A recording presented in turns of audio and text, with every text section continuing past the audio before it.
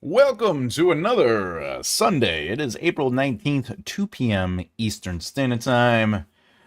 We're here. We're ready to do it. We're going to get started. And if you don't know, every Saturday and Sunday at 2 p.m., we do it live. Saturdays are more educational and real-time examples, whereas Sunday is the Write a Book with Me series from concept to completion. We are on episode 67 today, so that's pretty sexy. If you didn't know, we have been doing this for over a year. Basically, I write an hour every Sunday, and I do it on the screen. You'll see it. We'll be able to see boop, boop, boop, boop, boop, boop. You're going to see it in real time, and you'll be able to do as per the scroll on the bottom. Ask questions in real time if it's about your own writing or what it is I am doing. Now, before we get into it, let's do the whole kit and caboodle and say hello to everybody because it's always a pleasure.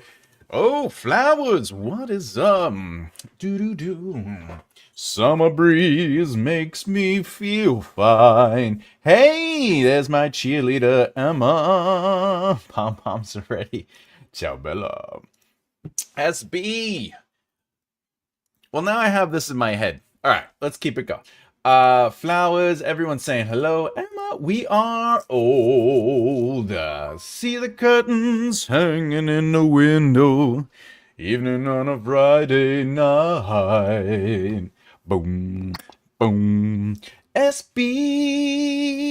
All right, everyone. If you don't know, every Sunday we do a writing live, but we also do a poll. So what motivates you most to write or keep writing? To be fair, we will go over this at the end of the hour. This week's polls are: what motivates you most to write or keep writing? We have one reader gets obsessed, and they're just like, I need the next chapter. And then we have finishing what I started. Hey, I'm getting to the end of this. We have proving I can get it done. This is about me and my goals. Finishing one to write the next one. And then we'll just talk about that. Remember, there are no wrong answers, so don't feel pressured into choosing the correct one, which is obviously finishing what I started. But let's see. Oh, hey, Afghani, welcome. Appreciate you coming to the show. Always a pleasure to see you and have you chitting and chatting in the environment. Hey! Lots of good stuff has happened since last week. I'm free of... Oh, okay. That gets an applause. That gets an applause. Woo! That's what I'm talking about. I'm very happy about that. I'm very happy about that. And I just recently moved into my new bedroom, and the bed is very comfy. My friend, that's fantastic. I'm super happy for you. That's awesome, Hannah. We know here it is a struggle and a battle to beat the big C. And just to know that you are 7 years clean, that's a wonderful thing. I just got a new mattress. It's always good to be comfy, you know? Also, SB, here you go. We're going to try the new, you wanted a bell, but this is all I got. I got a train whistle. Also, SB, here you go. That's it. If that's what you want when you come in, I'll use it. All right. Are you new here? Is this your first time coming to a Sunday? Maybe you're watching this after the live has ended. Well, if you don't know what we do here, Thomas J. Bellezza's writing process. I am Thomas J. Bellezza, and this is my writing process. I do not believe this is the right writing process for everyone or the one that you must do. It is just the one that I use.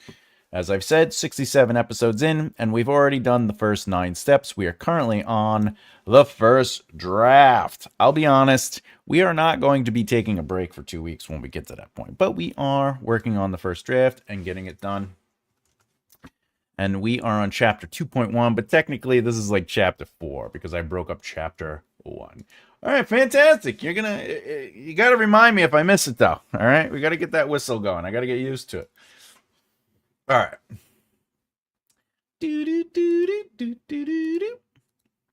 All right, so here we go. We are working. Now, again, this is a first draft. I'm not really into writing first drafts with like perfection or, the perfect prose or like really fancy stuff. But more importantly, if you notice, I still have lots of notes. All right. Again, I know a lot of you have been following me and standing by me for all this time.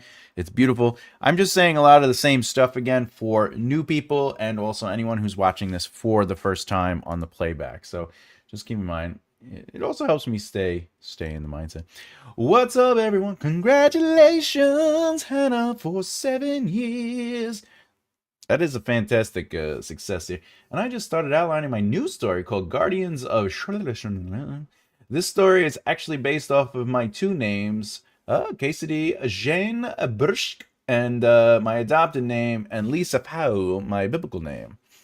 My father said my biblical name was, "Can you shut the hell up, Thomas?" And I was like, that's a lot of, I don't know if I'll be able to fit that into the SATs.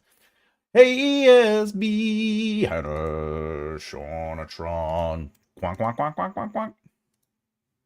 All right. let's get it done, shall we? All right, we got to write today. Again, if you have questions about what I'm doing or you have questions about your own writing, feel free to ask. I'm a developmental editor and writing teacher, so feel free. We are on the second chapter, the second scene of this chapter. Look at all this. Woo! All right. It's 1, 2, 3, 4 beats. 4 narrative beats I got to worry about. All right. And then if anyone's wondering, again, this is from my extended outline, my zero draft. I basically loosely map it out, and I just make it very simple. Laura moves around.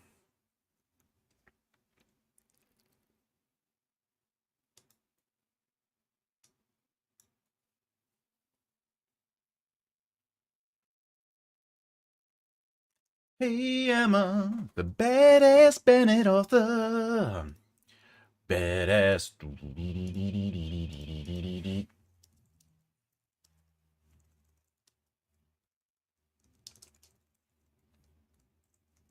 Okay.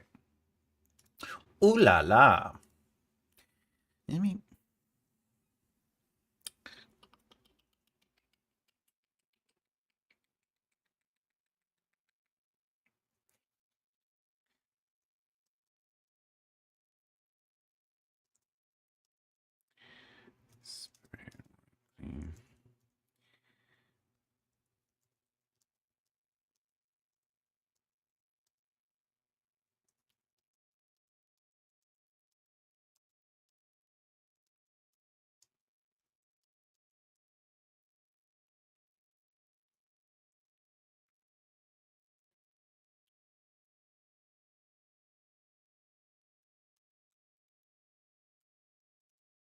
wait, I gotta.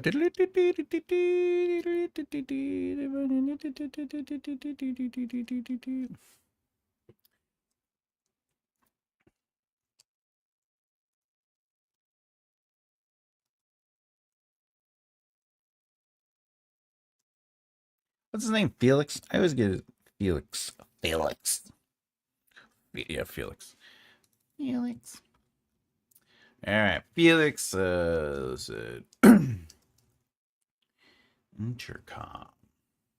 Oh yeah. All right. Roger. All right.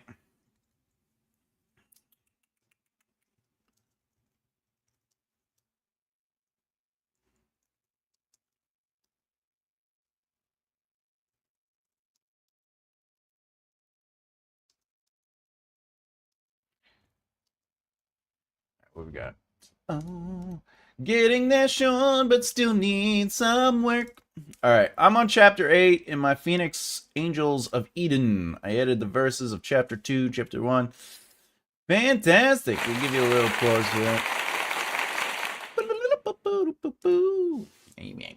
Amen. We're just trying to get through. I'm just trying to get these rhythms out. So for the first draft, again, I just want to get the rhythms out, the movements, and then once I have the movements out, then when I go back and I start working on the second draft, I could start playing with stuff a little bit more. I could start adding more of the immersion. I could start adding more internal stuff. I could start, playing with ideas and pushing back on it.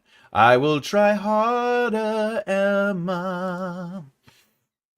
So right now, I'm just trying to get the Laura is moving around a cockpit and pressing buttons.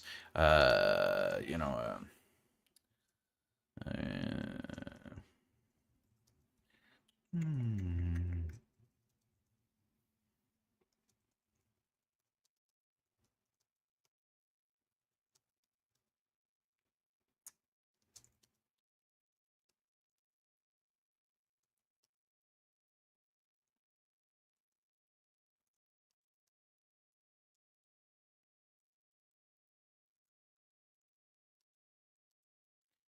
Anyway, a couple other things to keep in mind. You see, like this, my arm stretched to the back panel. When I come back for the second draft, I might look at that and say, could I turn that into a movement? Could I turn that into something we focus on? Maybe it'll create depth to the pit, the cockpit. The cool fans as the ship clunked and shook. So that would be another thing I might focus on. But right now, as a first draft, or even if you did it in your zero draft, all I need to do is just get that movement out, and then that's what I talk about when I constantly am adding and adding and adding. So in the second draft, instead of spending lots of time on the first draft going, how cool could I make this or how deep could I get it to? I just want to get through the movements. So in the second draft, I can then sit here and make more choices. I could talk about what the button sequence sounds like. I could if it's important. If it's not important, you want to keep the pace moving. You don't always have to slow the pace down to a drawl just to explain everything. Showing isn't always going super deep into the mechanics of things. Uh, you know, Technically, I did show. I pressed the 3-button sequence. That's technically show. All right, there's a 3-button sequence. I moved the lever in place, or I could say a lever into place. So now we showed that the ship needs 3-button sequence. We don't know exactly what that sequence is. We just noticed she pushed a 3-button sequence, and a lever needs to be pulled. Right. That is technically showing. I'm just doing it at a faster pace. I'm not going into the color of the buttons. I'm not going into the sound that the buttons make when you press it. I'm not talking about could I go back to the lever being difficult to move? Yeah, sure. But maybe later. Right now, I just need to know what's happening and get into that as I develop the story, okay? Because I might come up with other things, as I'm working on future chapters that have to do with the ship, and I might start getting an understanding of how I want the ship to operate, and therefore that's going to influence the earlier chapters. Her starting the ship now might change because later on I go, wait a minute, I think I have a more interesting idea for starting the ship. And all right, I gotta take that and keep the continuity. So I'm not going too deep into things like this right now because I know there's a chance it's going to change. I haven't finished the book. Even though I outlined it, you know how people are like, oh, I have an outline, so I can't change anything. No, the mechanics of stuff, the showing of stuff, the story of that outline is going to adjust the way we look at the earlier chapters. And we have to be comfortable with that. Hey, row, good sir. Anyway. Sweet dreams are made of these. Who am I to disagree? I traveled the world and the 7 seas. Some of those. Who is telling her that maybe? Let's see. Great news, everyone. My genre may just be romance after all, if I may. Does California dystopian romance sound sexier than CA dystopian love stories? Ooh. That's a good question. That's a good question. California dystopian romance. What about just dystopian romance? Kiss, you got to keep it simple, right? Hey, Sean. All right. Got to get the computers thing. Telling her to spend a few extra dollars to fix. Maybe we have to crash land. Taps the fuel gauge and fuel gauge. Okay. All right. All right.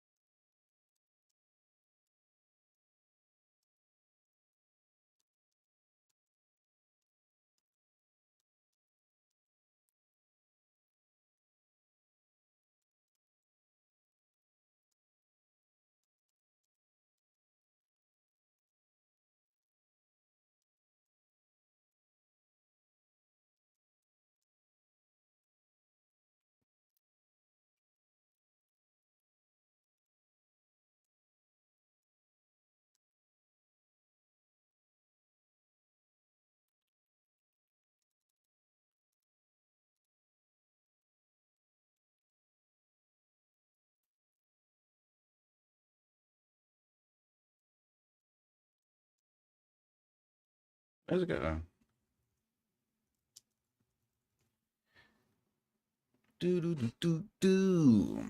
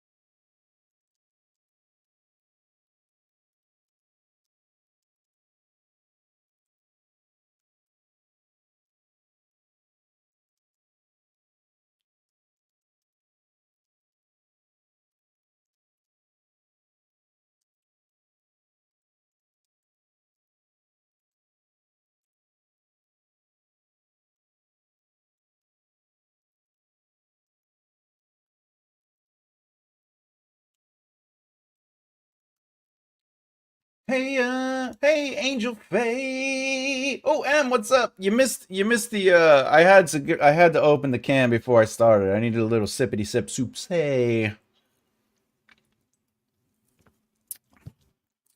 Do do do do. Do do do do do do do do. Where are we? Anyway. By the way, as you can see, we're flying through this. What we got? Was this 200 and something? No, 169. I held my finger on the mute button. All right, so as an example, so far, this little beat, this is the main beat, right? Both of these make the main beat that I'm trying to play out. And then that main beat has two beats in it. I'm an angel. It's taken me 169 words to work out this movement.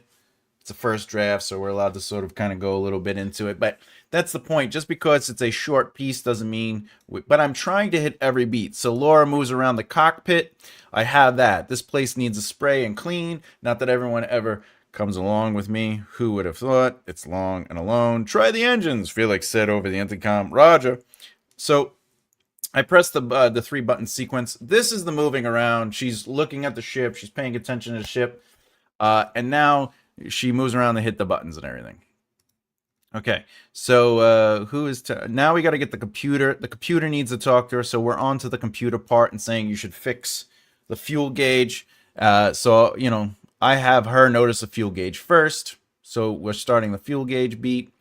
Times on the fuel gauge, and Laura tells the computer to be happy. She had the ship fuel to the brim.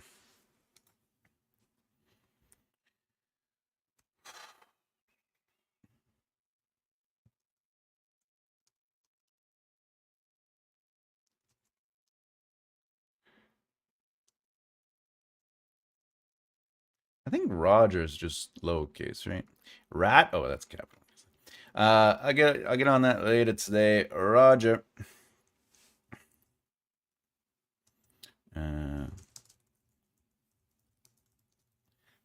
hmm.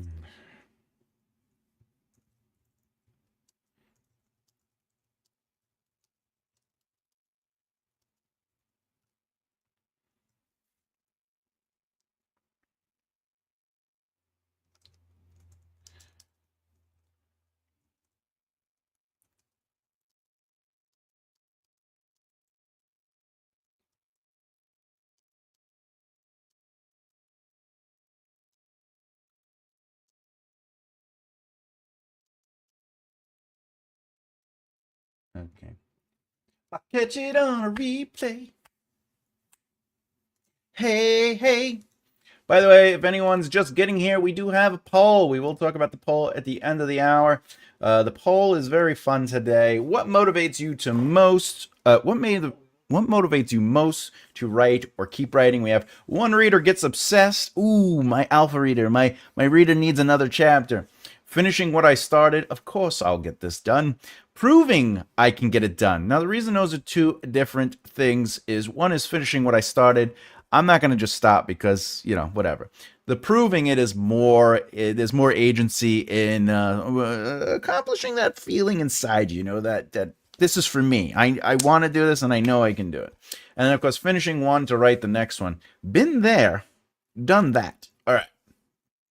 There are no wrong answers. So feel free to answer anything you want. I can talk now. Thank thee, my captain.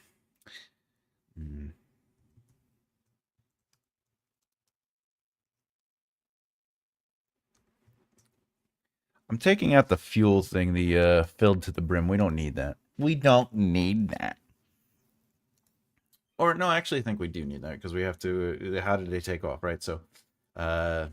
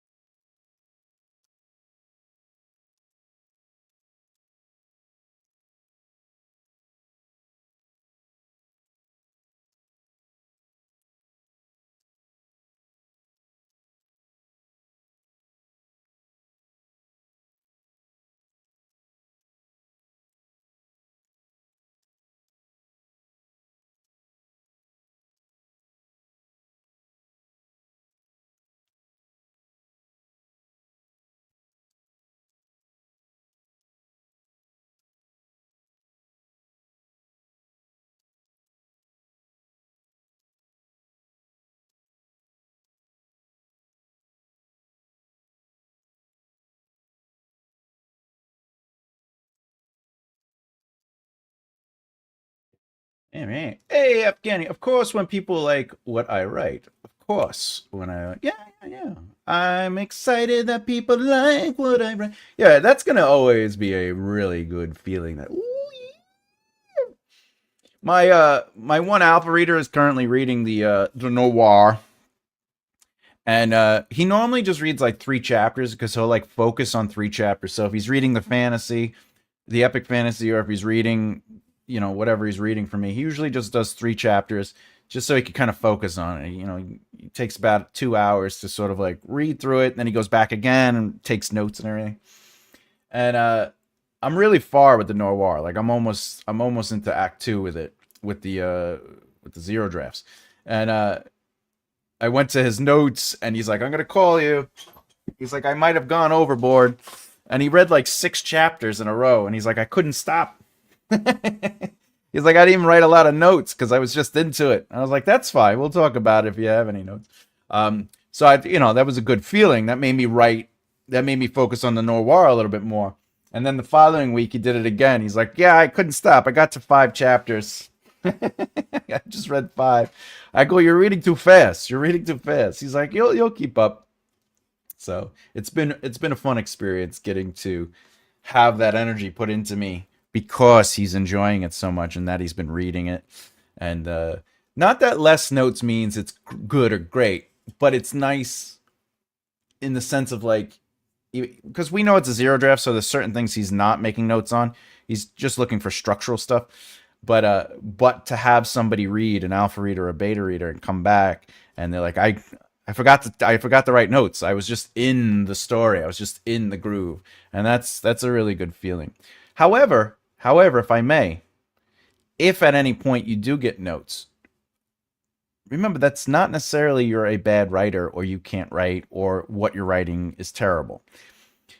Writing is a process of back and forth. Writing, whether it's with yourself and reading over the material and making notes, or you have a team or you have editors, writing is always going to be a process. Now, I believe there is a point where you need to say, I'm done, and just accept sort of where it is, because honestly, you can go deep into rewrites. You can go deep into just nitpicking everything.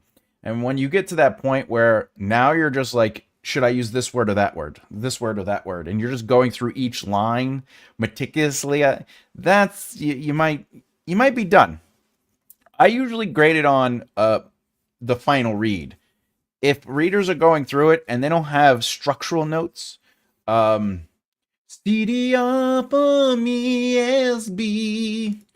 Uh, if on the final read, like once you get to a third or fourth draft, and you're like, all right, you put all the note and the work in, and your readers go through, and the notes are more or less just their sort of opinions of their experience and not necessarily structural or things are missing, that's a clear sign you can move forward.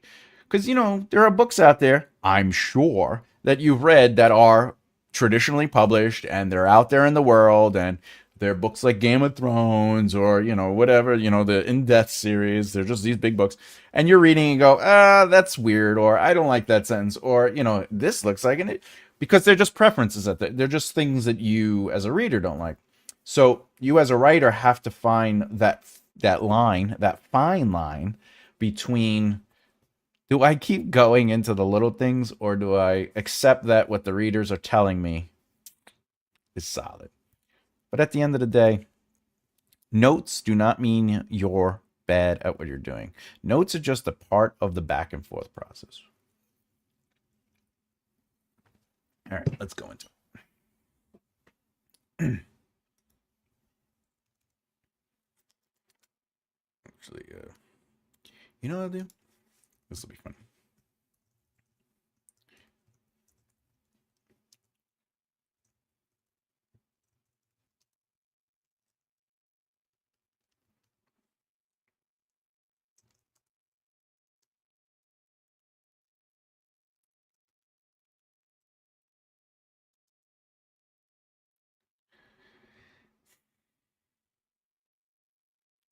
Okay. Now we can take this out of here and we can move on to the next beat, the next movement. Well, this is a beat. The full thing is a beat, and then these are like beats within the beat, and then the movement would be how we create the beat. So there is a lot of noise and ruckus outside. Laura can see. Okay. Uh,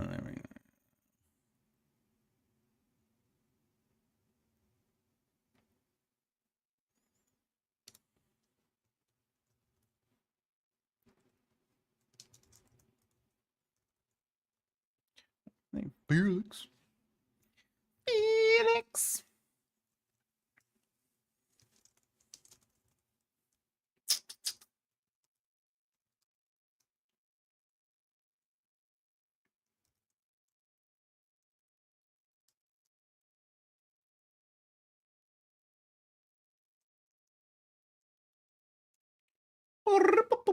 Oh, I like that. I write CDR, California Dystopian Romance. CDR. It's like what is it? I can't remember. It's like ABC. Easy as 1, 2, 3. Ooh, what do we got? Uh-oh. Interesting. Ah.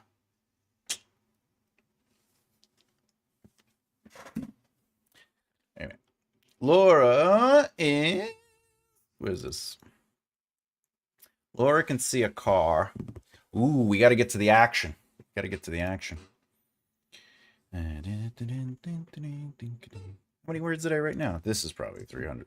Yeah, almost 300. Okay. Amen.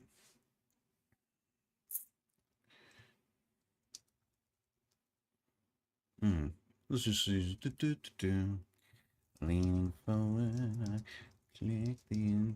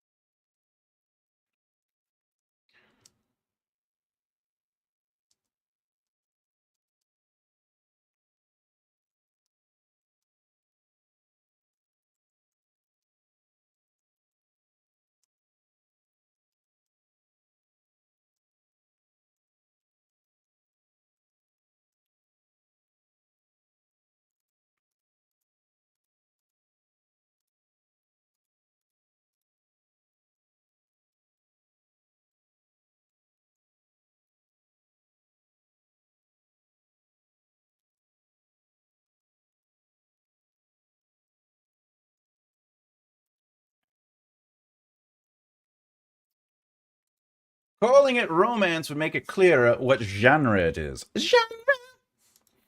All right. Pizza's gonna be late. Oh dear. Pizza's always late. And that's very sad. Pizza dude's got 30 seconds, dude. All right, it's free. Teenage Mutant Ninja Turtles.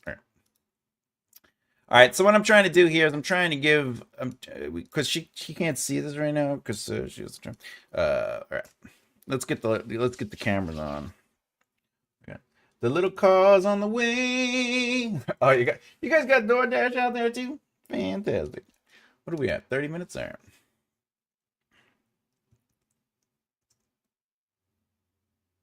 So thanks, Felix. Why do I keep forgetting his name, Felix?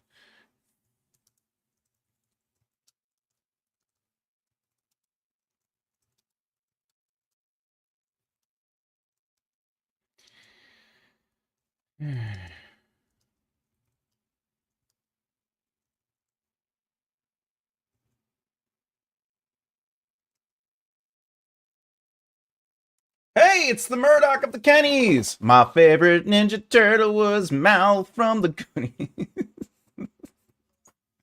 Well, obviously. Hey, you guys. Well, content. All right. Well, there's Hallmark romance, and then there's CDR. How about CD romance? CDR. Why don't you say CDR romance? Because at least they know it's romance. So I made the decision to make writing stories my secondary creative output. I will continue to work on learning and writing, but it will not be my primary focus anymore. I think that's fantastic, bro. You got to do whatever you feel is your calling, whatever makes you happy. You know, it's all about organizing your life into the thing you want most, you know, and I want a nice, comfortable chair. This chair is old. It's like 4 years old.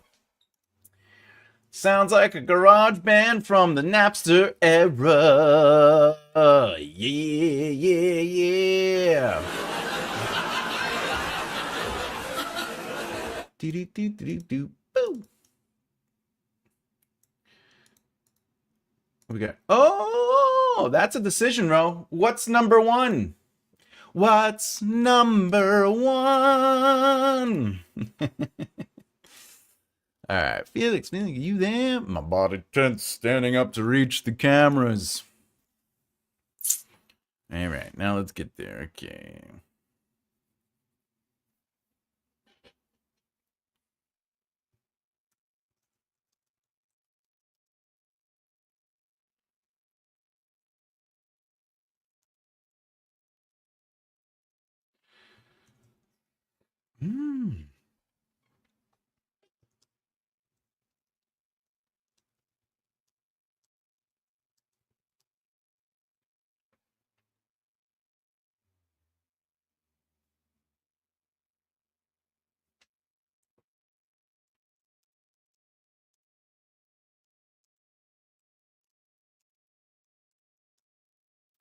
I don't like that.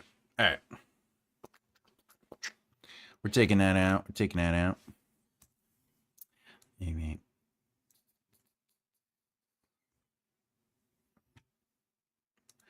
Yeah, bro, tell us what's number one. I'll swap you a comfy chair for a 28-hour day. Tell me about it, sir. All right. Let's see.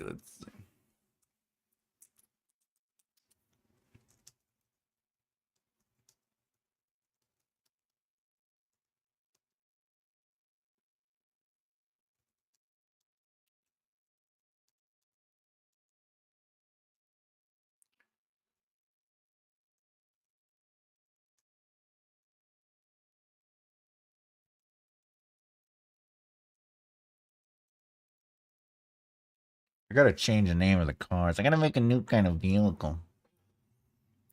Let's do this. Hey, flowers. IMRC was a huge thing after the Manchester area bombing. I was confused as to why everyone was suddenly loving my chemical romance. It happens. I have a 28-hour day on a planet in my sci-fi novel. Oh, that's really cool, Afghani. Yeah, the epic fantasy. He's making reference to the fantasy world I write in. So, the epic fantasy and the noir, they have a 28-hour day. That's pretty cool. I just realized something. I'm looking through my other stories that was called Being Honest, and I literally just combined that story. You just did that now? That's awesome, Hannah. Look at you go. Let's give you a nice applause for that. That's fantastic. Talk about being proactive. I cannot spell this evening. I don't know. You spelled evening quite well. Actually, you spelled this evening quite. No, I get it. You were talking about arena. All right. Oh, it's My Chemical Romance. Give me the coordinates, Afghani. Very funny. Doot, doot, doot, doot. Writing lyrics has been my passion since I was 13 or 14, depending. And now with the capability to finally put them to music over the past year, I am getting much more fulfillment from doing so. Do it up, bro. You have fun, my friend. Get those lyrics out and make the music of your heart. It's a bit far. Well, yeah, space, the final frontier. All right, cars. Drove down the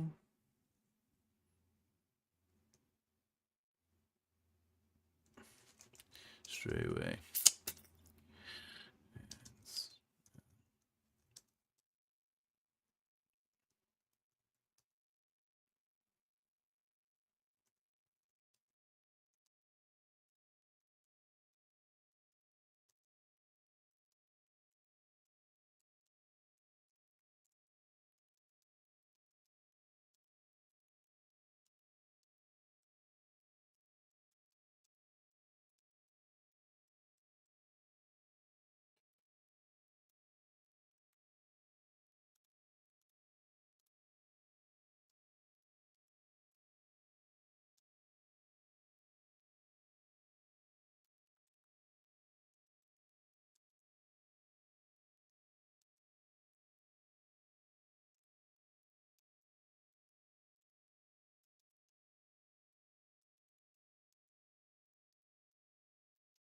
The outside. All right, I'm gonna talk about this a little bit. What do we got here? What do we got here? What do we got here? Writing stories is obviously going to be a much longer working process. Yeah, of course. I'm working.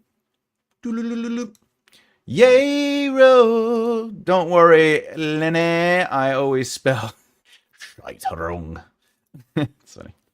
All right, so let's take it. So this sentence is a very good example of first draft. Sirens blared following a high squeal of the outside microphones coming on. So now I know when I get to the second draft, when I get into the more immersive stuff, and if I want to keep the pace going, maybe there's a better way of going about it, or if I want to slow it down a little bit. But this is just so when I'm coming back to the scene, I know what's there.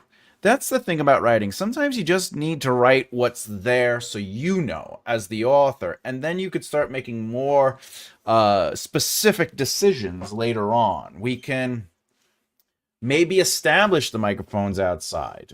Not that that's really important right now, but maybe because the idea, the way I'm looking at the ship is there's no windows on the front. It's all because everything's computer operated. You know what I'm saying? I'm trying to make it feel more like a capsule because it has an older feel to it. And there's windows on the side, like like in a ship or something like that. Like a pirate ship, right? There's the little portal windows. But it's all about the video, the video cameras and the screens and all that stuff. So I'm playing around with that idea a little bit to make it feel a little bit more isolating. So I'm doing what I can, and we can play with that later.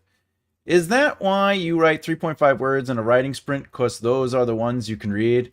Yes. I've got long legs, Afghani. That's true, he does. Long, sexy legs. He's like a daddy long legs. Without the webbing. All right.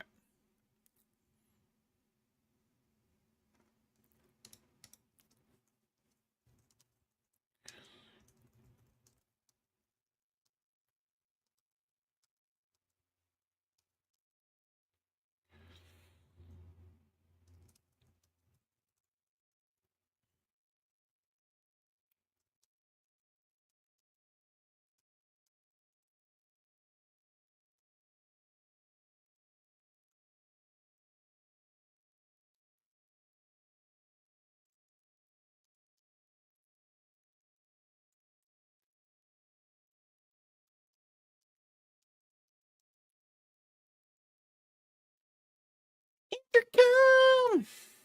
Okay, here. Maybe the criminals are shooting at the pursuing authorities. Just a thought. Maybe. That could be something. Jeez, I must be getting good. Nice. So, Sean, that's a great idea. They could be shooting at each other. Let's see what we got here. We got there's a lot of ruckus. They're chasing the authorities down. They're heading Lord's loud. Are they heading this way? They're heading in the same. Are they heading? Okay. Keep in mind though, this is just the zero draft. Or more importantly, this is the first draft of me. So I'm not, again, whether they're shooting or not. The idea is that she's watching this on small black and white screens, so she can't see a lot of big detail, right? It's not like she's watching on a super screen or like it's high quality or she's able to zoom and enhance, which, you know, could be possible in science fiction. I'm trying to give the idea that she has like a crappy ship. So, yeah. I've been thinking of a FTL travel method that isn't instantaneous. Like in oh yeah, where they're like, beam me down, Scotty. Yeah. I agree with that. It should still take longer to travel to a farther distance. Yeah, like maybe like they can travel quickly, you know, a mile or two, or maybe around the planet, but like to get to another planet or go from space to the planet would be an issue. I watched your video on the explanation of 27 plot point outline. It was a very good video. Thank you very much. I appreciate that.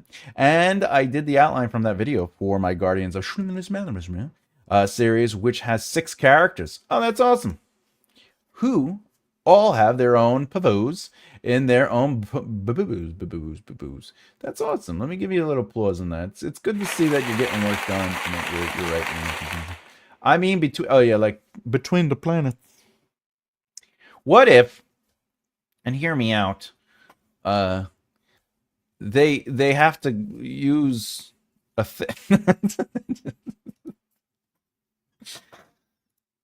It is always good. Like, I think that's always interesting when you're reading a book and they bring up a thing that we've never experienced, or, you know, like, because you're right, you know, teleportation is a thing. We've seen teleportation, you know, we've seen spaceships, so like, what can we do?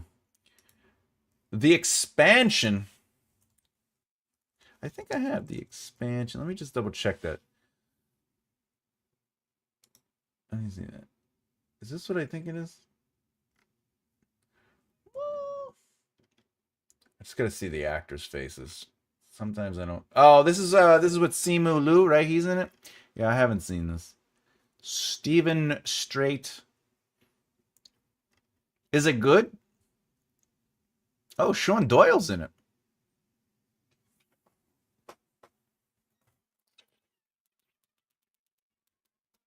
David is in it. David Strathern. I think he's from Sneakers, right? Isn't he from Sneakers? He's also from Black. Yeah, he's from Sneakers and Blacklist.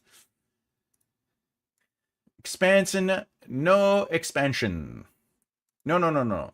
You're on the wrong one. No. The expansion. The expanse. The expanse. It's the one with the David guy. The Expanse. Yeah, no, that's the one I looked up. It's we got Kara G is in it. She plays Carmina Drummer. We got Frankie At. Yeah, I probably would not like this show. I would look into it though. If you're saying it's good.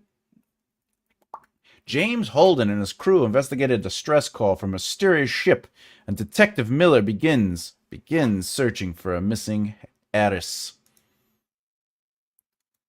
Perfect. For the record, I can read that. All right.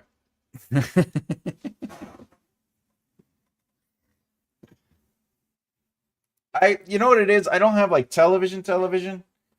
You know what I'm saying?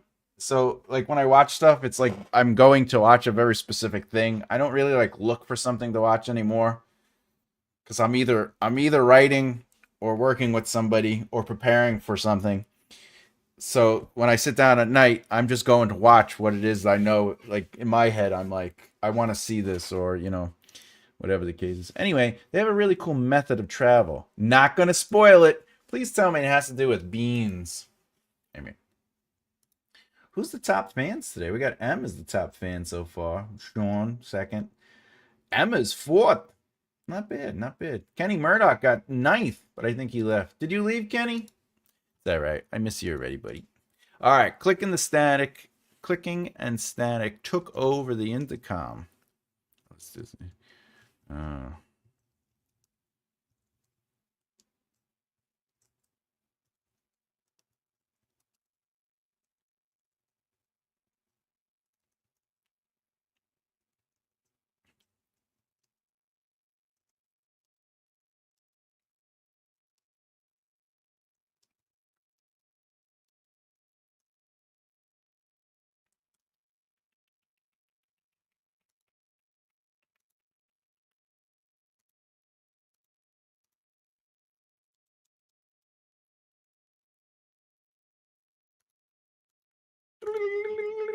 Hey, it's Kenny. Hey, Kenny. I don't know if you know this, but somebody says I use AI, but really I use Thomas J. Bellezza AI. This is how I get things working. Okay.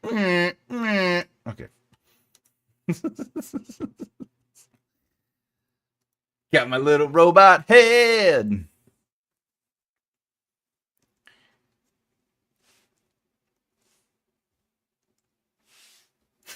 Sit on my face. That's a cool effect. Thank you. I need robot legs. Okay. What's funny is when I try to type friend, I keep putting the letter I first before the letter R. I do that all. It's dyslexia. Enjoy that. We need more Tom AI. We need more Tom AI. Okay.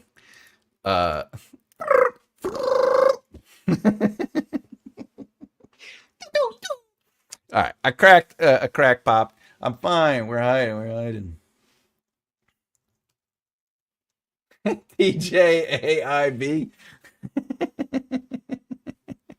Thomas Joseph AI Bellezza. Oh my God, he's back. Hey, Laura. Oh, the AI. Yeah. The AI is here. Oh my God. Everybody is excited. I'm going to take over the world. Okay.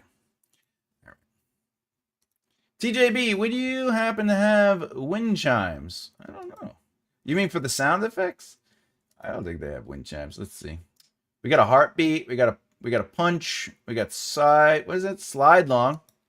Whoop. I didn't want to put that on. What's going on? All right. I got this thing. We got side. What is that? Slide long. Got a fountain. Gunshot.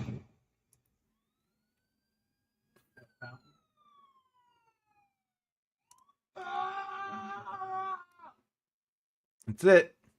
That's all I got, my friend. I'm sorry.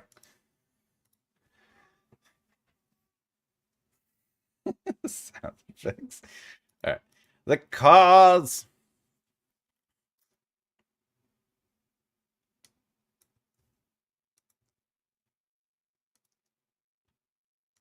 Train it is. Boop, boop. The train. Let's see.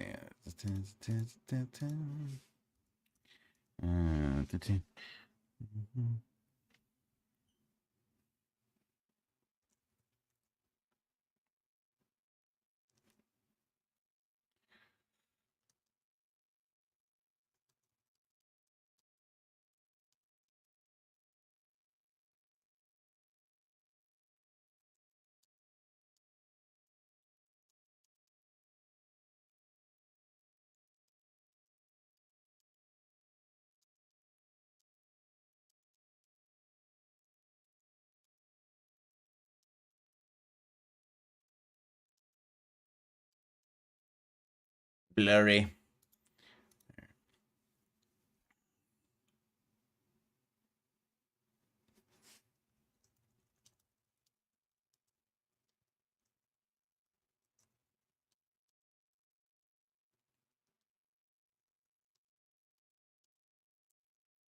All right, what we got here?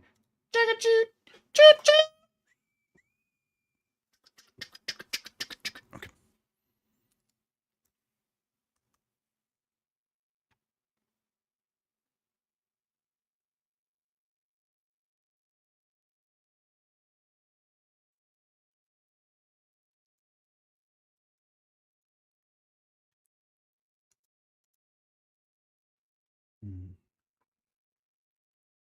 Oh, we're at the end. All right, you know what? I'll play with this. I'll play with this next week. All right, let's see what we did here. Let's see what we did. Whoa, we got a lot of writing today. What is this? Look at that. 469. Hey, 469. 469. Is that correct? Yeah. That's not bad. 469. Maybe. Okay. I think I'm gonna change some things though. I don't have hands. I think I'm gonna change some stuff. Can someone tell me where I can find Chattanooga? Chattanooga.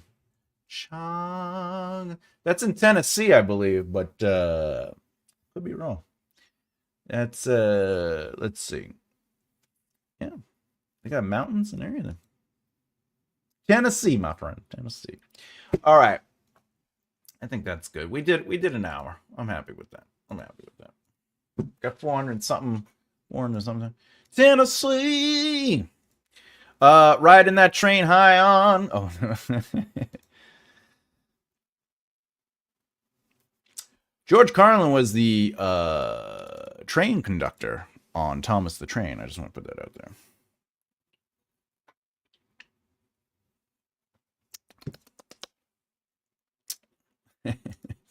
Choo-choo!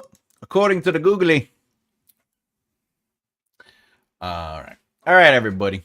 Let's talk about the poll. We got enough time.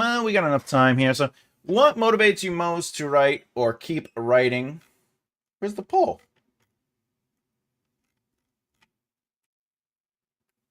Is it me or the poll disappeared?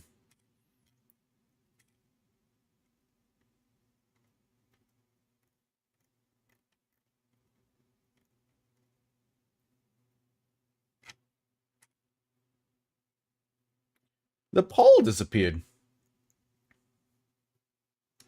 Who stole the poll?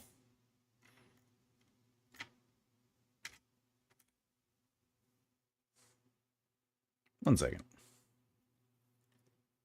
You still see it? Oh, there it is. It just vanished for a second. That was crazy. I had to reset it. All right. There we go. 13 votes. Not bad. All right.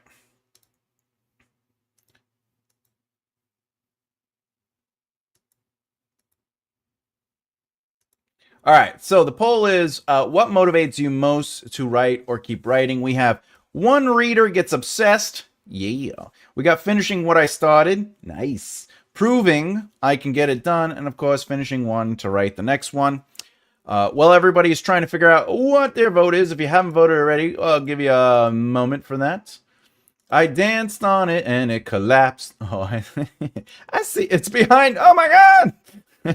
I just clicked on it and it popped up. Boo! Don't know. We got to. Sometimes you got to tie it down. All right. For anyone who hasn't been here before and you don't know, I'm Thomas J. Bellezza, and I have a few books available on makearightlefthehere.com. If you want to learn how to work a narrative, how a narrative works, and or how to outline, feel free to purchase this book. But also, Death of a King is available on Substack and Patreon. It is literally the same thing. It is the same cost for the weekly chapters, with education and other fun stuff. But if you choose to read The Death of a King, you will also be able to read, this is not the cover, this is just artwork. You'll be able to read this book, The Roosevelt Files, Book 1, Altar of Lies. The zero drafts are being published right now on Patreon and Substack. Feel free to jump on that. The first 5 chapters of the Roosevelt Files will be free for everybody. Enjoy. But more importantly, I do have this book currently available, makearightlefthehere.com. I'm waiting for this book to sort of be like okayed and thumbed up. And of course, if you didn't know, you got to bloop that beard and bloop the like button, because that's how we get the interaction and the algorithm up. Yeah. So, you know how it is. What we got? Ooh, we got some people. I blooped the beard, I blooped the like button. Thank you very much, SB. He says it's not the cover, but will it become one? No, no, that cover I can't use. It's AI. I took a picture of me in a very specific pose, and then I was like, can you just make the background look noirish? I can't use that. I just did it. I just use it. It was just a fun little thing I did to say that I was writing a noir book. It will not be the image I use. I will get a real image done for it, and or do it myself because I've done all the book covers so far that I have. I like the book cover. I like it too, but it's not. I'm not allowed to use it, and I wouldn't use it because you can't use AI and then sell it. I shall be reading The Man in the Hat next. Ooh, The Man in the Hat. Your grandfather. You like dime books, kid? Nice. All right. I blooped. Forgot I blooped, so I unblooped and realized. That is a European phrase. I cocked up. So blooped it again. It's been a long day. That's what she said. Oh, by the way, what cat? The kitty cat's here. Meow meow meow meow meow meow. The second class, I'll be working on that for this week, for Thursday or Friday, posting the class of the how to write a narrative. So feel free to know that that's coming. Again, the first couple classes will be available to everyone, but they will be behind a paywall as it goes. All right. All right. Other than that, let's do the poll. The poll. Amy. All right. So should we talk about these? Let's talk about these a little bit. So the last place, or in this case, third place currently. Finishing one to write the next one. I've been here, done that. I have done that, where you're just trying to get a book done so you can get to the next one. However, I have to always remind myself, even to this day, that it's not a race. Sometimes it's okay to spend a little bit more time on one book to another book. The one thing I'm really enjoying about the Maven War Saga is how I am on book 2, and there are things that are coming up in book 2 that I'm like, oh wait, I can kind of see this in book 1. And I think that's what's really helped me stay vigilant in my choice to not release the 5 books, or any of the 5 books, until they are all finished being written. That's why I'm doing the chapter releases, so you're getting to see the 0, 1st, and 3rd chapters, drafts versions, with educational stuff. So you could just see my mental process, and then I could give a little help and guidance to everybody. But ultimately, once the 5th book is done, then I'm going to release them all individually and as a package, just so no one has to wait or be like, where are all the books? So you could just get it all in one big shot. Those would be polished versions of the book. They'll have very specific covers done for the books, etc., etc., etc.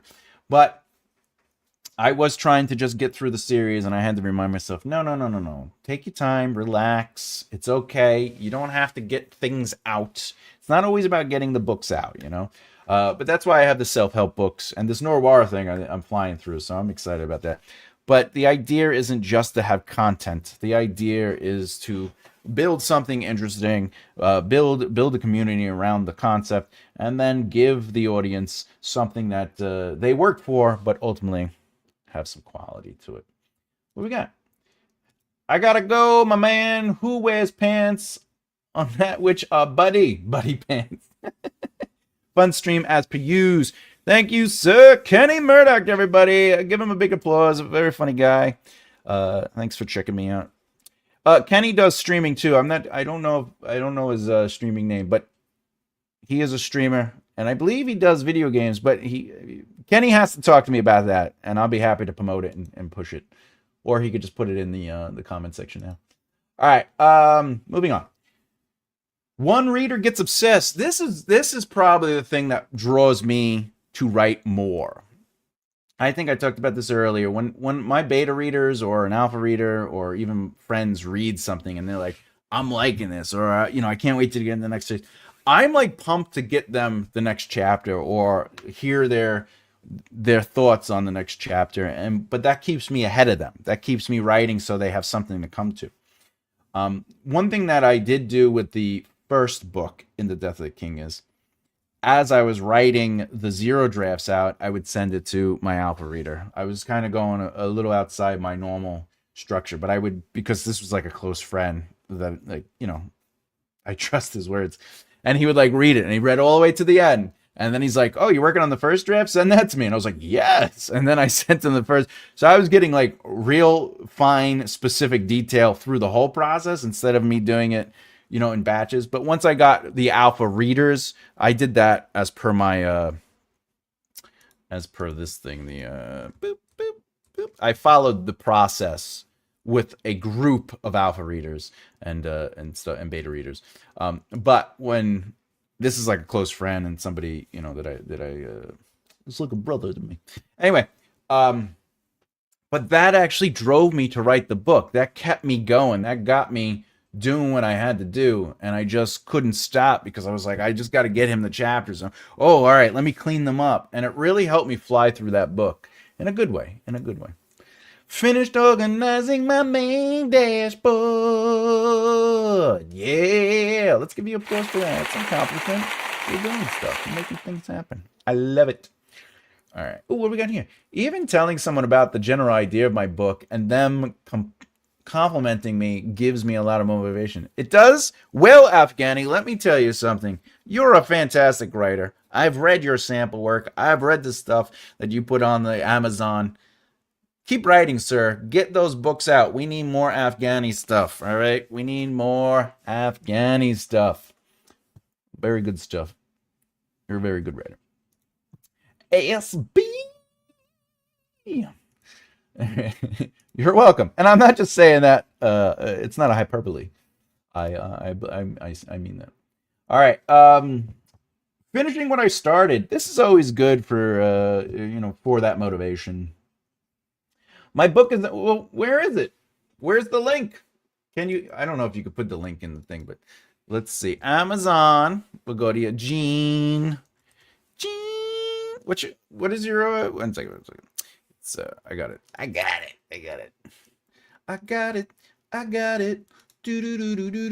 I got it. Gene Ederson. All right. Edwardson. All right.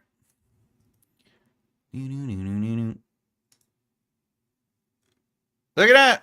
Oh, you ended up using that cover, huh?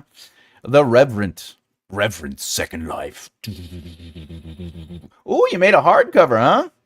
Let's look at that. Nice. Is there a sample? Let's look at the sample. It doesn't let us read the sample. If anyone doesn't know, boom, here you go. This new book is out. I was a bit nervous to talk about it. Don't be nervous, buddy. It's all good. It's all sexy, sir. I managed to get 2 chapters at it. Wow. Yeah, let's do it. I'm really happy for you, Flowers. I'm really excited to see you flying through this. The same cover as it's the same cover. Thank you. You are welcome, my friend. You are welcome. Let's see. Afghani. Ooh.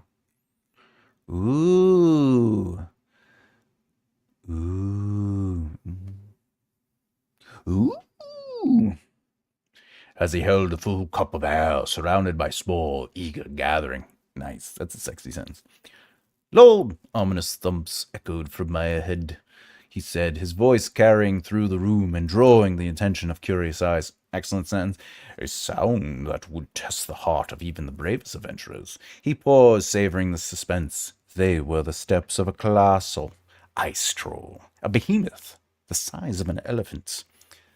Very good stuff, man. Very good stuff. I might draw my book covers. Do it. Have fun with that. If it's not done, Afghani, then you can shout it from... Oh, yeah. If it's done, Afghani, then you can shout it from the rooftops. Nicely done. Yeah, man. If you finish something, get it out. Let people know. Though if you're writing a series and you don't want to release anything until it's all done, that's also fine. But still talk about it. Let us celebrate you, man. It's a great. You finished a book. You know, writing books isn't easy. I don't know if you know this. It's the process. All right. Finally, the last thing is proving I can get it done. We got a tie though. Finishing what I started and proving I can get it done. End the poll. I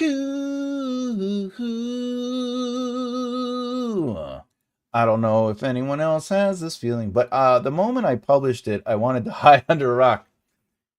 In the old days, back when I did music, that's how I felt. I would like with music, like if I released music, I'd be like, oh, I don't want anyone to hear it. I'd be like, it's done. Let's get it out there. And then I'd be like, oh, I don't want anyone to hear it. When we played on stage, though, that was a little different because for me, stage was more about performance and less about the songs because it was supposed to be a performance. But like if I recorded something and I was like, hey, I got something on tape, ooh, we get to show people, and then I'd be like, I don't want to show anyone. But over the years, I got a little bit more comfortable. So with books, it's not the same.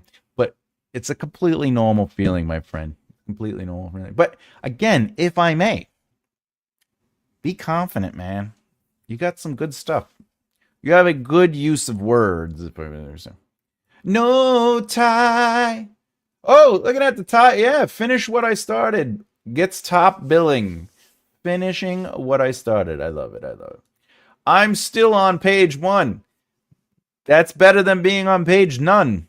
I'm very proud of you, Brett. We're going to give you applause. I get to applaud.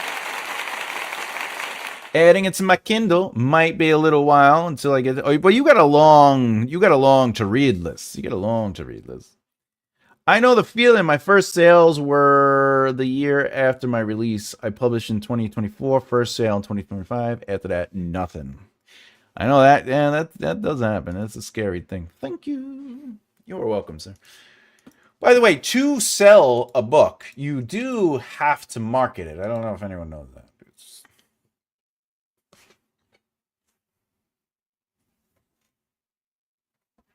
It's part of the process. The best way to market your book is to build your author brand of who you are and your journey and your struggle and your process and your trials and tribulations. The second part of that, though, in addition to that part where people start building a relationship with you, is advertisement. You got to put ads out. You got to create ads, whether it's on Facebook, YouTube, Instagram. If you want to do Amazon ads, people need to see things. But I did it, Facebook and in my Twitch stream. The real secret, though, this isn't just to you, Angel Faye. This is just a general conversation. I'm not directly talking to you and saying this is what you. This is a general thought. That's only natural, Evgeny. Being nervous, scared is the same as being excited. Yeah, psychologically, it's about having the right mindset. Marketing, schmarketing, sigh. But no, seriously, like if you're gonna do ads, start with the least amount of money as possible and try keywords. If you start seeing higher impressions with lower returns, then you got to start playing with the keywords again. If you're seeing low impressions and maybe high sales, then you might be onto something. It's the sales part that is important. So you start with low money and you try these variations of things, and you got to keep switching it up and changing things up. But give it 2 weeks at a time. Do 2 weeks and then reanalyze it, because you got to be analytical, and see what's working, not working, and change it around, keeping note of everything. As soon as you see the combination that's giving you more sales with the least amount of impressions, that's the secret. You do want a lot of impressions, but if you're getting a lot of sales on a little impressions, that's a sexy combination, and that takes time to master, to find. Once you have that, then you start putting real money into that.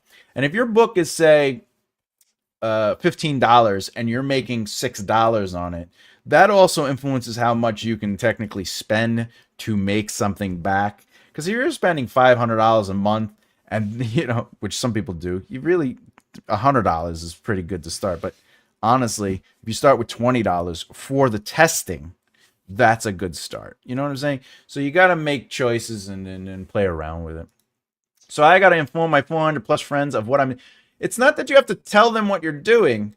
It's that you have to start posting and showing your adventure, and then whoever pays attention to it and they connect with it, that starts becoming your fan base. Remember, friends and family, and this is in the second book, and Emma and I have had this conversation, but friends and family want to see you succeed, but they don't want to hear about it. And of course, the mommy clause exists where, of course, people love you and they want to, if you come to them and you're like, I want to tell you about my story, they're gonna listen. What I'm saying is, your goal is not to build a fan base based on friends and family. Your goal is to build a fan base of people that you don't know that become your friends and family. People that just develop this really strong connection with you and your brand and everything that matters. And then it's sort of like this community you're building.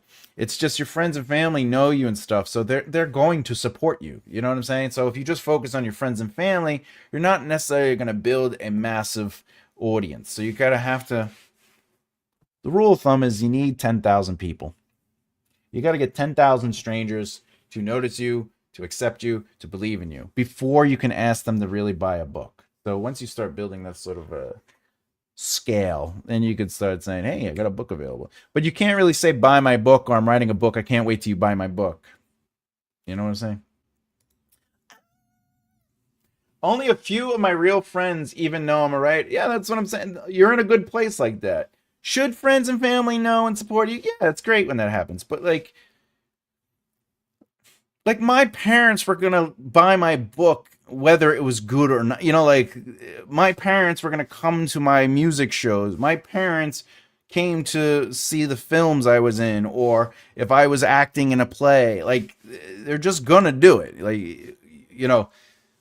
But also, like, should I charge my parents? They gave birth to me, you know?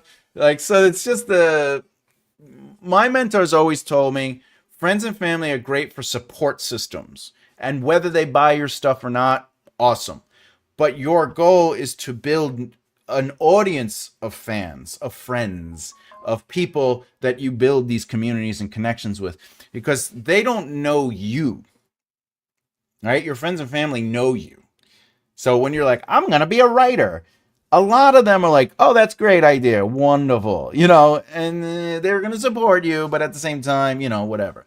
But the people that are connecting with you, that are willing, the 10,000 people you're trying to build a friendship, a fanship with, they're going to buy your stuff and they're going to support you because they believe in your voice and in your brand, and the things that matter to you matter to them. It's a weird way to look at it, I understand, but it is a thing. It is how marketing works. Yes, SB. Real life? Not necessarily real life. You can get out there. You can get out there in real life and do a dingback. You can get out there and do events. You can go to libraries and build a relationship at the library. You can go to you go to cons, you could go to book markets, you can go you could get involved with bookstores. Sometimes it's just about being around that environment that starts building your quote unquote expertise or qualification within that world. Like this YouTube channel shows that I know what I'm talking about when it comes to narrative, right? So if I never did the YouTube channel, I would have never built a rapport and a reputation, right? But if I don't have that reputation, I can't just show up one day and be like, I'm an expert, right? If I just showed up to somebody's house, knocked on the door, and I was like, listen, I'm an author, I write books, and I know what I'm talking about. They'd be like, who are you? I'm like, I'm Thomas J. Bellezza. Go to makearightlefthear.com. And I'd be like, and I'd be like, oh, but look, I like my book, so you should buy it. They'd shut the door on me. That's my point. My point. You have to prove your brand. You have to prove your journey. You have to prove your value to strangers. Friends and family are going to support you in one way or another, but the goal is actually not to focus on friends and family. Because, like, think of it this way. Let's say, oh, sorry, this is not. Let's say This is a hypothetical I'm using as a metaphor, but let's say you every week you show up to a party, and that party has the same what you call it, the same 10 friends and 10 friends and family. Every week you show up to this party, and the first thing out of your mouth might be, hello, oh, it's so great to see you. I haven't seen you in a week. But maybe at some point, the second thing is, hypothetically speaking, I have a book coming out. You should buy it. Okay? They're going to be like, oh, yeah, awesome. Next week, you show up, same 10 people. Hey, I got another book available. Next week, I got another book available. Next week, I got another, right? But a certain point's going to come when your friends and family see you and they associate you with buy my book. In the comedy world, it's buy my tickets to come see my show. In the music world, it's buy my CDs. In the acting world, it's come see my show. Right? And you start isolating yourself from friends. There was this comedian. He was really popular. He had a band. He didn't really push the band. He just had a lot of friends in high school. So if he was doing a show, all his friends just came to his music show because they were like, "We love you, man. We're friends and family. You know, this is we're coming to support you."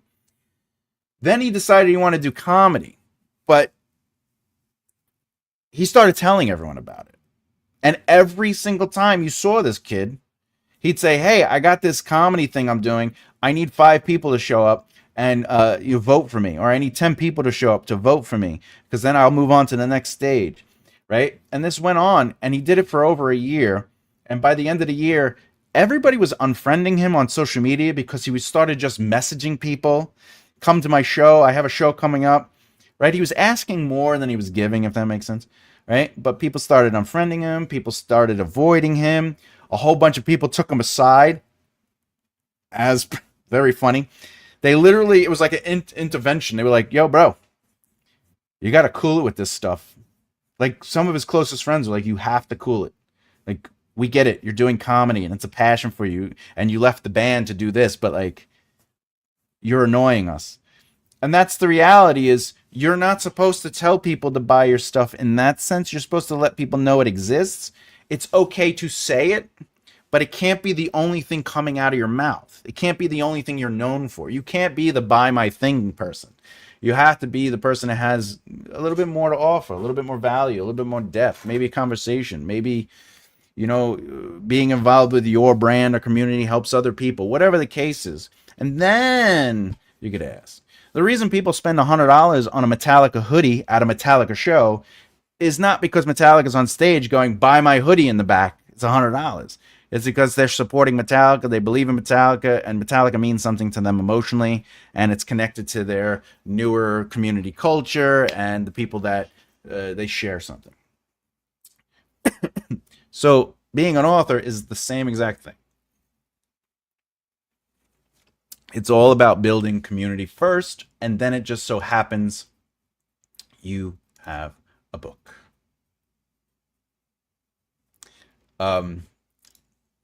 Anyway, sorry about that. What do we got? Laughs, donations. I don't do social media. Sadomasochism. Sorry about that rant. I know I get passionate about that. That's why I literally wrote the books, because that's what I used to speak on. I would go to colleges. I would do events. They'd have me come in. And by the way, a lot of those events I would do for free, because I was like, I just want to help people. And those rooms would sell out and get huge, and then, you know, you'd build communities like that. Hey, Thomas. Oh, hey, how's it going? What a coincidence. I've been bringing a lot of your videos the past few days. Found the channel a couple of months ago and only recently got back to it. YouTube hit it. Well, YouTube is a hider. I'm really happy you're here and checking out the live. You know, we do these every Saturday and Sunday, man. Every Saturday and Sunday, 2 p.m. Eastern Standard Time. Come ask questions about writing, whatever the case. You do what you got to do. Binging. Look, that means a lot to me. Thank you so much for that. I really appreciate that. I mean, you're here, and we're a big community, and we love just helping one another and elevating one another. So I'm glad you're stopping by. Thank you so much. Hey, Emma. We were talking about you earlier, Emma. I shall tune in. Love your work, legend. Oh, thank you, thank you. Really, thank you. I get blushed over that. I really appreciate the love and the support, man. It's I can't say thank you enough, if that makes sense. You know what I'm saying? Like, I'm grateful. I am grateful, and I don't want the words to just come off as hollow. I'm grateful. Hey, happy binging. We also sing here a lot.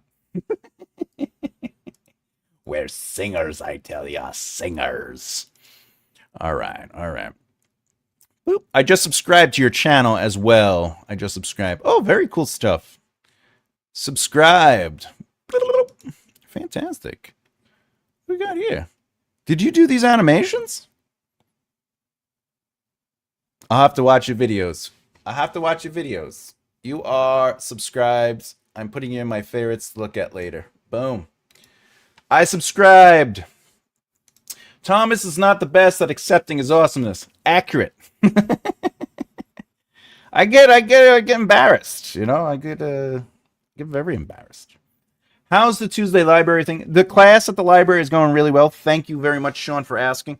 Last week I had 1, 2, 3, 4, 5, 6, 7, 8, 9. I had 10 people instead of 15.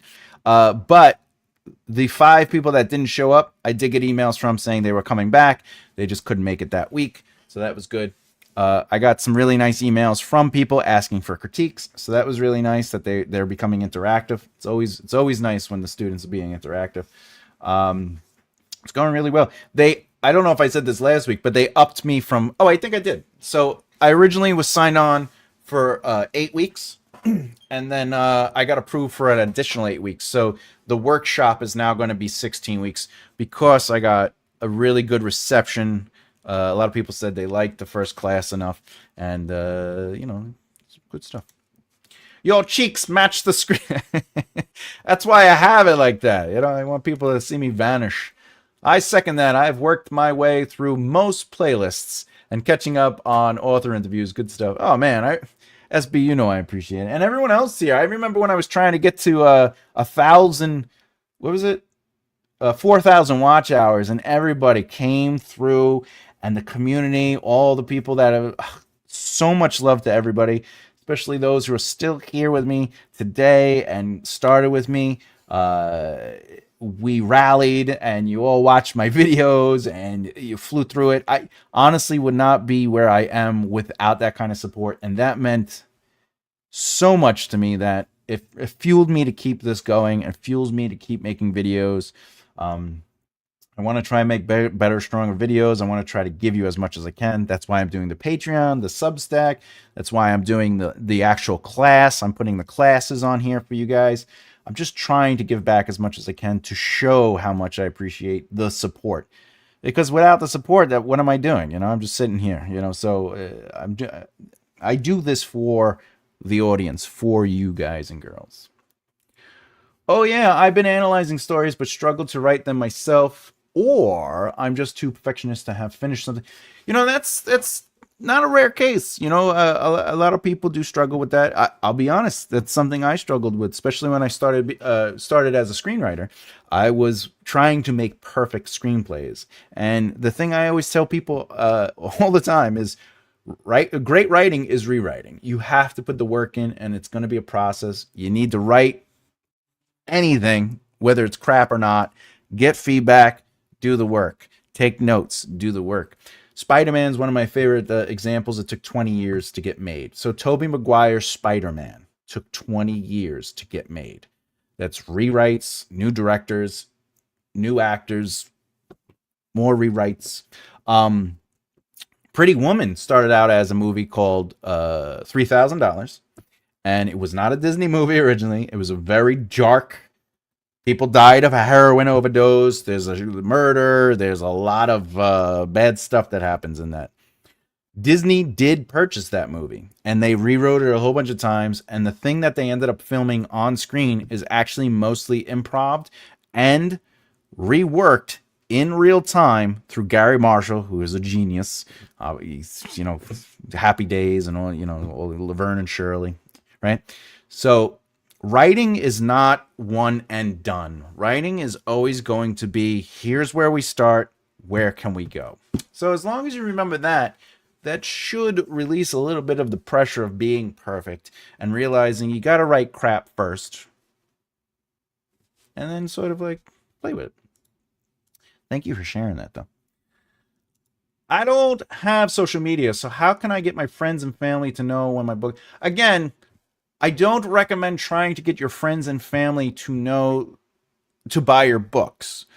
If they buy your books, great. But going to them to buy your books is going to alienate the process. What you should be doing if you don't want to use social media is getting involved in your community. You mention often, so I don't feel like I'm saying something out of space, but I could be wrong. You do religious stuff. You have like Bible class, and you do Bible stuff. That Bible stuff is your community. So telling them that you are writing a book instead of saying buy my book is different. So if you're hanging out with them and you're building that relationship and you go, I get to go home and I'm telling these stories. Your stories are religious, right? So you're telling, I'm writing stories based on the Bible and I'm having a lot of fun and I'm organizing the books and I just got another chapter done. They're going to want to support and celebrate you because they are your community, or at least the people that like you, right? So if you can't do it on social media, you find communities. When I was a bowler, yes, I used to bowl. I was on a bowling team, and there were other bowling teams in the tournaments, and we became friends. And then once they found out I did music, a lot of the bowlers came to see my show. Not because I asked them, but because we all have things we did outside of bowling, and they were like, oh, you play music? And that turned into whatever. So your communities can turn into stuff. If you don't have communities, I recommend finding them. Go to libraries, go to bookstores, go to events, go to writing groups, find community. Hannah, maybe you can have a book release party. That's always good to do, especially if you have the communities. I got a little bit told off about complaining about editing this. Who told you off? Who told you off? I got a little bit told off about complaining about editing this thing. Who do I gotta knock out? Who? I not that we talked, but all right. I was still am perfectionist, but now I am happy to start with any old bollocks. I love it to get the ideas out, and then one day I'll learn to finesse a bit, so it's some decent balance. Hey, remember, look, the noir you're reading, that's a zero draft, man. It's just get it out. Just don't worry about it being perfect. And I know you've said before, you're like, that's a zero draft. I'm telling you, by the time I get to the third draft of that series, it won't even look like the zero draft you read. It'll be deeper. There'll be more movement. There'll be more character. There'll be more, or as you say, finesse. Just write. Just get it out. It's okay. Okay. Hey, JK! How are you? I told you off. When did I tell you off? Let me read this message again. I got a little bit told off about complaining about editing last night. I don't think I told you off. All right, I'll accept perception. Perception can be distorted without a follow-up question. I can tell you honestly right now in front of all these people, I was not telling you off. We will talk about that. But I promise you, I am deeply supportive of you, and I think you're amazing. And all you do is amazing, and how you help people is amazing. And the fact that you have 20-something books, and you write all these love stories and these romance stories that are secretly erotic books, and you really put your energy and time into that stuff. And it's inspiring. So there's no way I would tell you off, or I disagree with that statement, but we can have a discussion about it because communication is powerful. All right. I hope you and the cat are doing well. We are doing well. The cat is hanging out and definitely having fun. I was reminded of the but I wasn't telling you off. I was trying to give you inspiration. I was trying to motivate you to remind you how amazing you are and that through process you could develop that. However, I am now understanding and accepting that what you were looking for is somebody to rattle off to and to have to be a shoulder. And I apologize for misreading that. I should have asked, and I've done it in the past, are you looking for advice or are you looking for an ear? And for that, please forgive me. You know, I don't try to ever do anything to upset anyone, especially you, my dear. All right. JK. Hey, Joe. All right. Why, when you said I was a bowler, did I think of cricket? British ting we thinks. Methinks. Yeah, maybe. Well, is cricket like bowling? Yeah, because you do the yeah. Now bowling is a. I thought of lawn bowls. Oh, that's funny. I'm talking with the pins to the pins. Yeah, but your zero draft is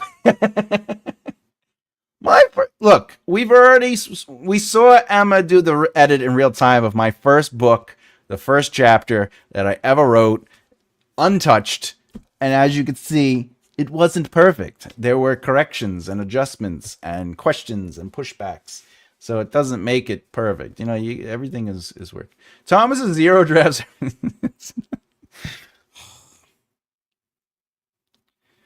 You say that, but I'm on a first draft of the sci-fi, and it's terrible in my mind. I'm like, this is looking horrible. It's all right. Hi, nice to meet you. Excellent, SB. Hello, JK. How's it going? Emma, good to see you both. Doing pretty good, just sleepy. Tovin is enjoying her time outside. Unsupervised. Cats, am I right? Man, he knows how to put 10s and 20s on it. 10s and 20s. That's funny. She did this adorable thing where she rolled around in a bed of wildflowers. That is adorable. Kitty cats, meow, meow. Thomas, how does one generate more scenes and have them connect seamlessly? Essentially, the main way the plot actually progresses. I usually have clear sequences, but gaps in between them. The sequels, I write epic fantasy. Epic fantasy, excellent. All right. Let me ask that again. Let me ask that again. How does one generate more scenes and have them connect seamlessly? Okay, so one of the things I try to teach clients, or I myself follow as a rule, is I break a narrative. I talk about macro the narrative. What is the macro narrative? And then how do I turn it into micro narratives? I'll give an example. There's plenty of videos where I kind of talk about this. The Hunger Games is a teenager must fight in the Hunger Games. That's the macro narrative. And then I sort of break that down. So Act 1 is before the games. Act 2 is the games. Act 3, do they win or lose the games? If we take, I'll show you how to get there, okay? So if we take Act 1 before the games, now I have to break that down into 3 parts also, right? Because there's a rhythm: setup, conflict, resolution. So before the games, how might that look? It could look like anything you want, but if we're taking Hunger Games, it's before she leaves for the games, it's her leaving for the games, it's her getting to the location for the games, or preparing for the games, I should say. All right. Now, you could break that first part up before leaving for the games. So if you look at the Hunger Games, chapter 1 is Katniss hanging out with her family. We're learning that she's poor in the poor district. We learn she's a hunter. We learn about her mother, right? We learn she has a dying cat. Chapter 2 is the reaping. Chapter 3 is saying goodbye to each other, right? So how do you generate more scenes and have them connect? You just go deeper and deeper. Now, if you were writing the Hunger Games and you're trying to set up before she leaves, and you're like, I have her as a hunter, and we see her family. If that chapter starts ballooning up to like 4,000 words, and you're starting to add new details that could be explored, That's a sure sign you need to break chapter 1 up into 2 chapters. It might also mean that you're still informing or introducing something. Because the rule of thumb is, if it's not set up completely, you need more time with it, or to make more sense of it. If it's not challenged completely to the point where characters have to make decisions, then you need to challenge them more, creating newer scenes. When I was working on the epic fantasy, there are moments in the book where I realized I was jumping between those ideas and I was missing the connector. And it's because I didn't have enough information, or I didn't have enough resolve to it. So resolving also needs more scenes if we're not resolving the problem or the conflict or whatever the situation is. So I'll simplify that. You need to have an understanding of a chapter, its beginning, middle, and end. Okay? If you don't set up enough, you got to add another scene or add more to the scene. If you don't challenge that setup, then you have to add the scene to challenge the setup or the conflict. And if it doesn't resolve by the end of the chapter, whether it's a complete resolve or the potential for resolve, meaning they found like a clue or they learned something that'll help them in the next chapter, you have to add more to that or add a scene to make sure that's filled. I will say this. If you have a character buying soda, let's say they go to the store and they buy soda, right? And they're at the house first and they're like, hey, I'm going to go get soda. The next scene doesn't necessarily have to be them driving to get the soda. You could just have them show up to buy the soda. We know there's enough information. We don't have to add context to that or resolve or a conflict. So we don't need another scene in between that. But let's say the character is in the house and says they want to get some more soda. I got to go get soda. So they leave. The next scene is they're in an ambulance. Something just happened. We have to connect that narrative thread. There's not enough information for us, the reader, to connect how they got in that ambulance. Could you have the following chapter after the ambulance sort of be like a flashback? Sure. But there needs to be at least a scene or a chapter to explain the context of how they got into that ambulance. So that's what you're looking for ultimately. You're looking for those missing pieces that explain, challenge, or resolve information that we learned in a previous scene or a previous chapter that leads to another scene or another chapter. You're always looking for the context, the conflict, or the resolution. I really hope that helped. Yeah, that's how you look for the sequences. If it doesn't make sense, if I don't have enough information to connect the truth or explain this context or challenge it, you got to play with it. No. You were perfection. I needed reminding. You are perfecto. The noise Thomas made while bowling was why he got the... I did go...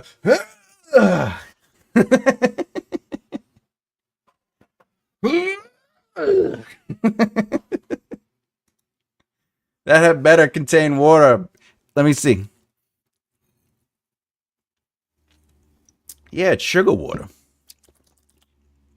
Oh, let me think about that. She is, although there are times when she has beef with our neighbor's cat. Beef? What do they like, do barbecues together? See what I did? That's a pun. Yeah, but with the sci-fi, you are suffering performance anxiety with all the peeps watching. Maybe, yeah, I wouldn't deny that. I wouldn't say that is way off, but I'm also, I think I can honestly say I'm also trying to educate. I'm trying to teach.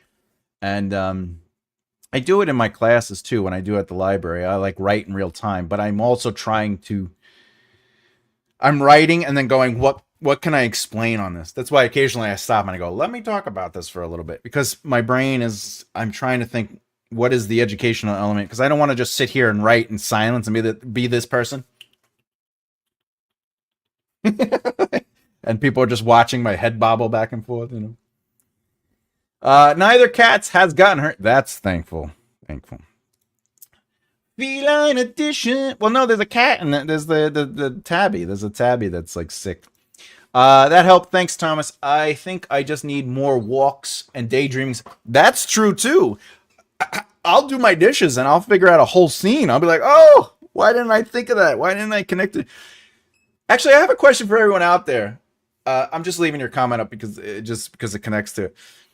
Have you ever been walking out or daydreaming or doing dishes or doing laundry or whatever, folding laundry or just hanging out and doing nothing, and you're thinking of a story and you come up with the right solution for something? You're like, oh, that's it. And then you sit down to work on it and you realize you already have that solution in your outline or like on the page or in a chapter. And you're like, well, of course it works. It's already there. But like you have this like eureka moment. You're like, I figured it out. And you're like, I did figure it out. Yeah, it was okay. It was already there. I've done that several times this month. I just want to put that out there. I think I need more ginkgo biloba. Where can I get my TJB?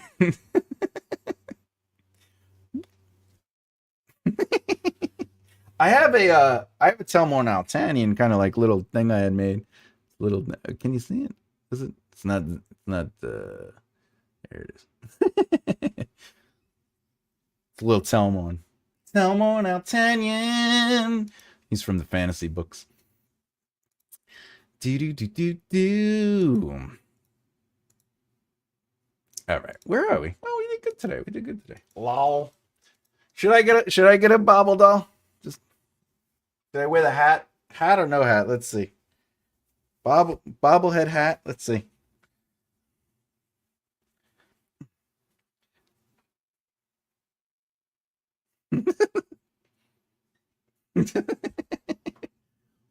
This is really. I should really do this. This is what I should do. I am the AI Thomas, the bobblehead Thomas. No, I need the bobblehead with the hair down. Isn't it? What does that look like, though? Let's see what that looks like. I don't know if that looks good. My hair smells good. I washed it. Maybe. Bobblehead. I was the same as a driving instruction, always teaching them more than necessary because I was teaching them a life skill, not just to pass a test. Well, yeah, because because kids are basically like, I don't want them to crash. So yeah, there's a lot of stress in that. I can completely get that. Hey, did you fail someone on the smallest infraction of taking the test? Or you were just the instructor, so you just trained them to take the test and not necessarily the test itself. I always wonder about that. Like, what is the defining factor? You know? Al Defo, AI Defo. Oh, the AI. I think we could have several Thomas bobbleheads. I think we could. Maybe I'll make a Thomas bobblehead T-shirt. I know it's not an actual, but can I make bobbleheads? Let me see.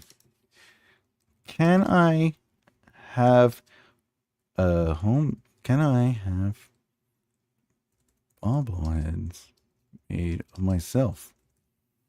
Yeah, you can. They're $70 though. Oh, custom ones. Oh, that's Etsy though. Bobblehead figurines. $70 for a bobblehead? Oof. I couldn't do that. Couldn't do that and then sell it to somebody. I can't do that. That's ridiculous. Ooh, maybe if I buy like 1,000 of them. Design your own bobble. Oh, here's bobbleheader. Let's see. Bobbleheader. We're getting somewhere, everybody. We've gone down the road. Ooh. $5 off your first order. Nice. Look at these. So one bobblehead is $68. Isn't a bobblehead like $5 the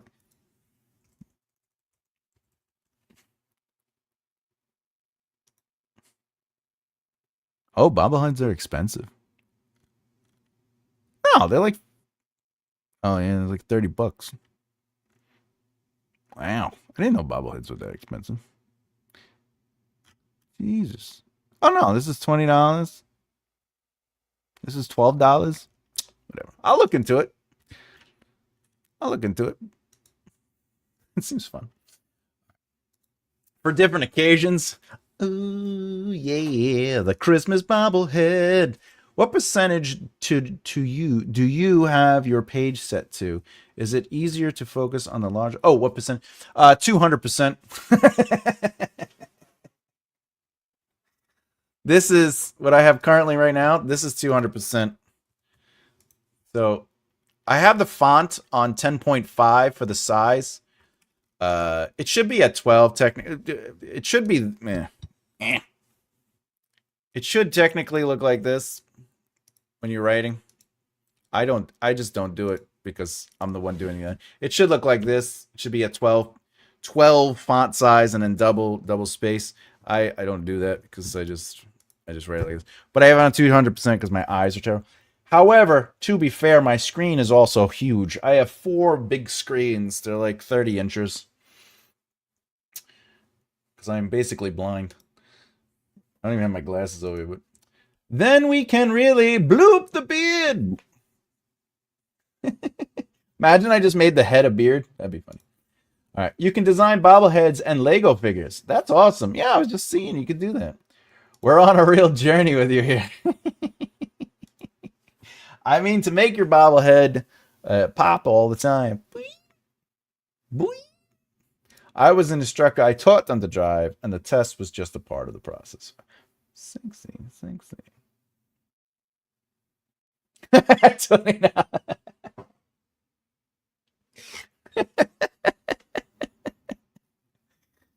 Thomas, what happened to all your hair? I had bobbleheads made.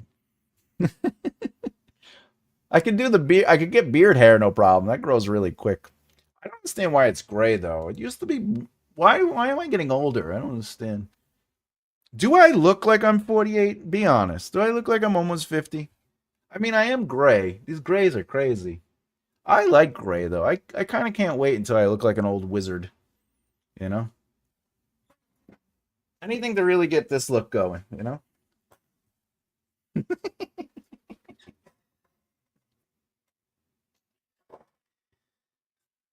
All right. What do we got? My font is 12, percentage is 176, but just went to 226 and thought, ooh, this might be easy.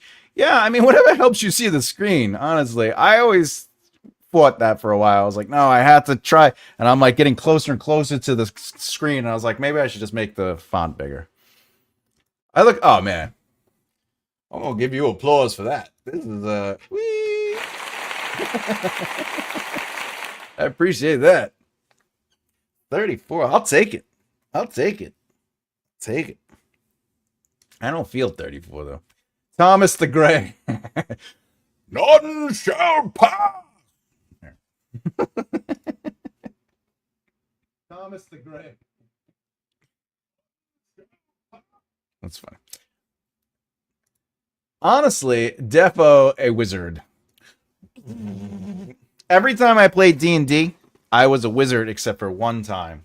I was a Minotaur warrior, and the DM, or I think they call them GMs now, but at the time they were dungeon masters. Dungeon masters. He was a douche, and he made a deal with the other kid playing, who was a wizard, and they were like, we should have a backstory where like Thomas's Minotaur has like a life debt to you because you saved their life. And I was like, all right, that's kind of cool, you know, and it's interesting. But then like he would always tease my Minotaur. He would like hit my Minotaur like when he wasn't looking, or he'd cast spells on him. And then I was just like, I'm not enjoying this, because in reality the Minotaur would just kill you guys. And he's like, no, it's a life debt. You have to accept everything he does. And I was just like, all right, well, you guys are just doing this to be a-holes. A-holes. All right, is that everything? Kick butt today. We kicked butt today. Is that everything? Oh, today's Sunday, so I got to tell you my schedule. What is this week? Let's see. Open up the schedule. Open up the schedule. Thomas the Gray, not Lord. That's funny. Not great. He's the not Lord. The not Lord. How is today? It's already 4:20 tomorrow. Not that I do that. I do not do the drugs. All right, so Wednesday's premiere video will be plot point 16. We're going deeper into the plot point. The membership video this week probably will go up Monday. Will be about truths every writer hates to hear but needs to hear to better their writing. This Friday, Sean, I don't know if you're still in the room, Sean, but Sean's friend who sent him to me, very nice guy, Jason Randall Spriggs, will be interviewing. That interview will go up on Friday. This Saturday, we will be doing a Rewrite the Greats again. We're going to be working on one of my favorite books when I was a kid, when I was a teenager. Do I think it's one of the greatest books now? It's a fun book, but I have definitely changed my taste. However, it is keen to my heart. It's 90s fantasy. It's high fantasy. And the book is going to be Dragons of Autumn Twilight by Margaret Weiss and Tracy Hickman. Wonderful authors, wonderful writers. So I'm going to be rewriting the first page, or at least trying the first page and doing that. And of course, Sunday is Write a Book With Me series. We're getting through this. We're having a lot of fun. Oh, we did. I'm still here. Yeah, your buddy's interview will be going up on Friday. Later, friends. See you next time. See you later, SB. We are getting out of here anyway. I appreciate it. And promise me you're going to get those writing on. You're going to get that writing on this week. Write your book. Fable Heaven, a book series, is going to become the next movie next year. That's awesome. That sounds fun. About to warm up some Philly cheesesteak pizza. You had me at pizza. You won me over with Philly cheesesteak. Everybody out there, thanks again for stepping by. We are going to be, I'll see you next week. Other than that, Thomas J. Bellezza, as always, keep developing the right mindset. Thanks, everyone, and everyone who's joining us for the first time. Much love. Ciao, bello. Hasta luego. Wiedersehen. Bye.